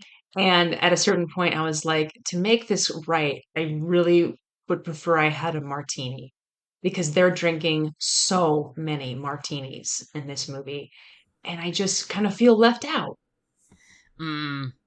I with mean, my that white sounds like a wine. you problem, though. It does kind of sound like a me problem. Yeah, this is the thing, is that I'm picking, like I'm digging and I can't find anything. Like this is what we're ending up with. But I do enjoy this game. I would love to play it when we all have a paragraph, so I'm not holding Well, court. it still took us 2 hours to get through all of our stuff, It so. did, which is hilarious. I thought this was gonna be like this is gonna be a short episode. Nope. No. No, No. that's Whew. okay. That's okay. It was Um, still fun. It was good to do yeah, without when we didn't have any prep to do. yeah. Just getting to the ups and downs. Yeah, and it wasn't like it was hard to think. Like, I mean, No. it wasn't difficult to find the little things here, there pretty quickly. Yeah. But it was a fun test run. I want to thank everybody for tuning in for that little experiment. I Hmm. hope you enjoyed it. If you want us to do a Saw Um, episode, send in your like and votes now. subscribe. Yeah, well, just, I'm trying to think of a secret way that you can like secretly tell us to do a Saw episode. You can send us an email at sneeplethemovies@gmail.com. Oh wait, wait, Uh, oh my God, I can get to that. I can give all that information. Wait, oh my God, what an amazing transition. I got this. yeah. I'll tell them I'll tell them This is where the to put power all of of a that good stuff. producer. Yeah. Wow, cool. Thanks for hanging out with us here at Staple at the Movies from the Infinity Break Network. Check out infinitybreak.net for more awesome content. Or I was trying to make a little saw thing in there. It didn't work. Psalm. Awesome some Whatever. content. Nah, it's okay. And come Awesome chat with us on the sawtent. Infinity Break Discord, which you can find at bit.ly/capital I infinity capital T talk. You can also shoot us an email on at stapleatthemovies@gmail.com if you've got a subject you want to hear us talk about. Or a movie you think we absolutely need to see. Or, oh, is there some live editing happening in this document? Or want us to do a saw, just a saw trap. Oh, a saw episode. A saw episode. Slash trap. Yeah, if you want us to do that, email. Our Oscar-worthy music was done by Johnny Ronaldo, who you can find at Johnny Ronaldo on Twitter, and our glorious Technicolor logo was designed by Bethany Luthold. Check her out at milaniarts.wixsite.com.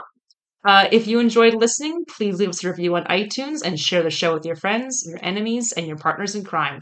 As always, thank you for listening, and we'll see you at the movies. We'll see you at the movies. Hello, Sneeple. I would like to play a game. I can't do that for too long.